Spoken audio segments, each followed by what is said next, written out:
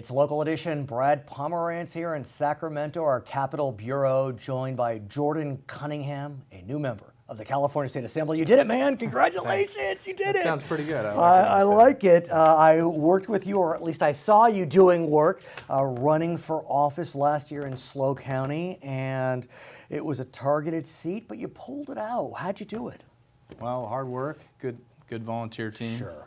Smart campaign, all the stuff you need to do. Right. I think we used our resources wisely, and we got outspent pretty considerably. And the challenge for someone like yourself is you're not running in an urban seat where it's 10 by 10.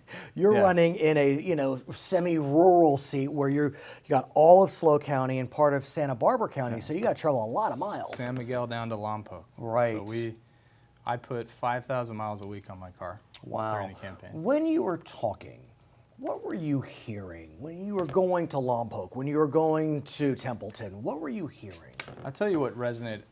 I did a small business tour where I hit 50 local small businesses in 50 days, work days. I took weekends off. Okay, that's fair enough. You do have 4 kids. Practicality, right. exactly. Yeah. Got to coach soccer. Oh, that too, me too. So I heard a lot about, we need government that will be a partner. Right. Kind of too many changes, too fast, too much regulation. A lot of standard stuff. But it's interesting. I visited across different industries, businesses owned by Republicans, Democrats, Independents, and it was pretty consistent throughout. I mean, small business has a tough go in California. And it's interesting. You serve a pretty purple district, so you obviously were hearing from all sides: Democrats, Republicans, Independents. Yeah, I'd agree with that. I think it's purple on balance. I do think fiscally it does lean a little bit more. Well, that's California. Yeah. Sort of. Sometimes. A little complicated. Probably California outside of LA. Yeah, kind of complicated. Yeah. I do want to hold up this map, if I may. This is the drought monitor map. And you can see on this side, the entire state is in drought. This is 2016. That's now in 1 year ago on the left, right. Yeah. We're now in 2017. The northern part of the state is completely out of drought. But if you look at the Central Coast, still in very significant drought. SLO, Santa Barbara. So one of the first things I did after I got sworn in is I had a meeting with the director of Public Works and their staff from both Santa Barbara and SLO counties. And I told them, look, just come in and inform me. What kind of shape are we in? And the short answer is bad shape. Reservoirs are still bad. I mean, this latest storm will help, for sure. Right. Lake Cachuma is terribly low. Let's talk about Lake Cachuma, because that has become the poster child for what's not working in terms of this new set of storms. You have, for example, Lake Shasta, Lake Oroville in Northern California, around 80% and releasing. You have Lake Cachuma at 11%. I mean, good grief, in the middle of Santa Barbara County, 11%. There's been rain, I hear, but not enough runoff. All the rain has been kind of going into groundwater, which is important, don't get me wrong. But we'll pump that out too. Right. But yeah, the reservoirs are severely low, and that's not going to be fixed overnight. Right. If we have a storm like this that goes on for 6 months, I mean, maybe all the problems are solved. We're in good shape. I just don't think that's very likely. So to me, we need to, not just for this drought, but for the drought that's coming in 10 years or 20 years, we need to be thinking proactively, looking over the horizon and looking at technology like desalination. Can we talk about that, sir? Because there is no doubt that there was a lot of excitement in San Luis Obispo County amongst all political types, left, right, and center, because Diablo Canyon, the nuclear power plant, has a desal facility on site. And the dream is that desal would expand, and then some water would be pulled out of it for the surrounding communities. We were ready to go. Yeah, San Luis County was pretty far along in talks with PG&E. Right. So what happened? The closure of Diablo Canyon, the nuclear facility, sort of scuttled all that. Sort of. But please, we may have a chance to revive it. Explain. One bill I'm going to carry, it should be the first bill I think I carry. We're still working out details on the package, but will be to study the feasibility of repurposing the desal plant at Diablo and putting towards local use. Interesting, because the desal plant now is used for on-site purposes. Runs at 50% capacity though. Right. They only use half of what they could make, and that's without expanding at all. So would we need a private entity to purchase it?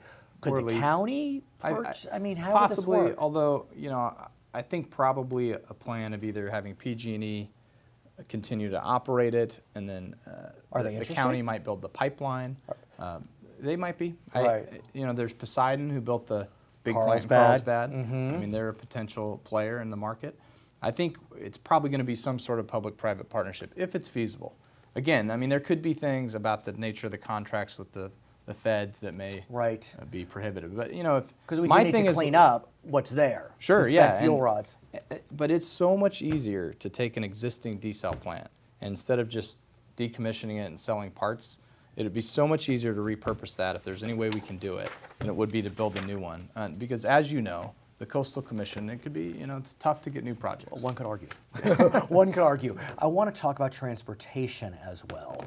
These are interesting times because we have a new administration in Washington that during the campaign, Mr. Trump talked about wanting to spend money on infrastructure, transportation projects. We need money in California for infrastructure. We don't know what's going to happen in terms of federal spending, but we'll take it. The question is, are we ready to accept it? Well, look, we've got to be masters of our own destiny in California and transportation. I do think we'll see what the president ends up doing. Sure. I don't know. We don't know. No one knows, really know. Of course. But if there's more federal money for infrastructure, I say great. I mean, that's a definite need. We've got roads in California that are literally decaying that need to be maintained, not to mention we need new infrastructure investment. Well, it's abysmal. But the budget in our state, though, doesn't prioritize it. I mean, the funding has decreased in the last 10 years by 14%. Transportation funding. Let's talk about that because we are faced with real challenges. A lot of the funding we receive for transportation projects comes from the gas tax, which hasn't increased. Well, in theory. Right, well, that's the point. Right? I mean, that's the point. It hasn't increased. We drive hybrids, we drive electric cars, there's no inflation kicker, but we already have a high gas tax. The budget steals from that pot of money and uses point. it for other things. That's another There's point. a swap that doesn't get repaid. I mean, you speak the truth. Right, You speak there the are truth. issues there. But in past legislatures, there has been a move to increase the gas tax, increase registration fee, but Republicans wouldn't play. Now we have the Democrats in supermajority status. I'm sure that you're making friends with your Democratic colleagues, but do you think the Democrats will really focus on increasing the gas tax, increase registration fees as a way to just get transportation funding going? It will be interesting to see. I haven't been here long enough to be able to accurately count votes on that. AB 1, Frazier's bill, is an effort to have a grand transportation funding package. I will say the gas tax increase and the VLF fees, the license fees on that, the increases in those fees and taxes are quite high to me. But could one argue that given that we haven't seen an increase in 20 years, not even for inflation, that maybe the time is ripe to look at a gas increase? You could argue that, but you still have to look at your middle-class family that commutes to work. And what are they cutting out of their budget if you take more money for gas? The other thing you got to do, to me, is if you're going to raise the gas tax, then you've got to protect it.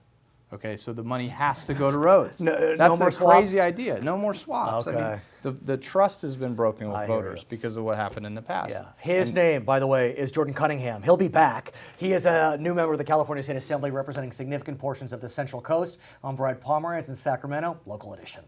Sorry to cut you off. Thanks, man. No problem.